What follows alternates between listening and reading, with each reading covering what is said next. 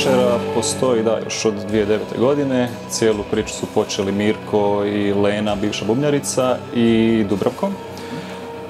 Znači to je skoro već 10 godina band postoji, u međuvremenu je mijenjao svoj postav. Na kraju sada u bendu djelujemo ja, Dubravko i Mirko, znači 2 gitare i vizuali.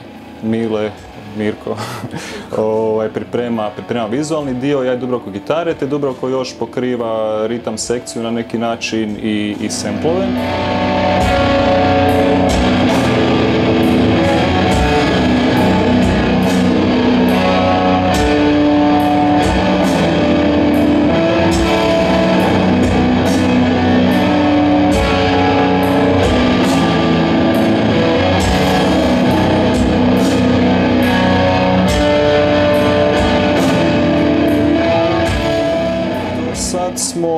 Do sad smo izbacili jedan album i još 2013.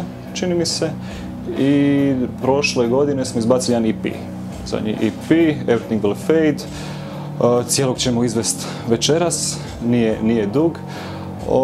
Uglavnom naš koncept je znači nekakav audio-vizualni doživljaj, sviramo nekakav post-metal, sludge, znači pomalo atmosferičnu glazbu koja je popraćena vizualima, projekcijama koje Mirko radi.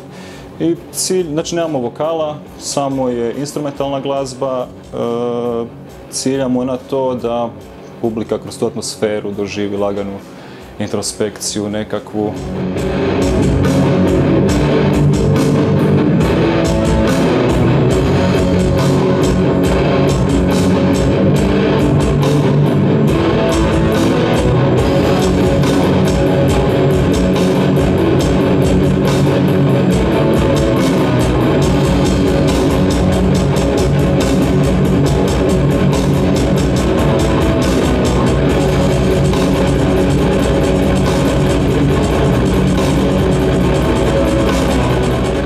Glazba je malo, s vremenom, kroz 10 godina postajala je sve teža i teža, na neki način sve sporija i sporija. Počeli smo sa puno melodičnijim, razigranim nekim stvarima. Sad smo, valjda s godinama čovjek očvrsne malo, pa smo malo očvrsnuli, usporili se i tako.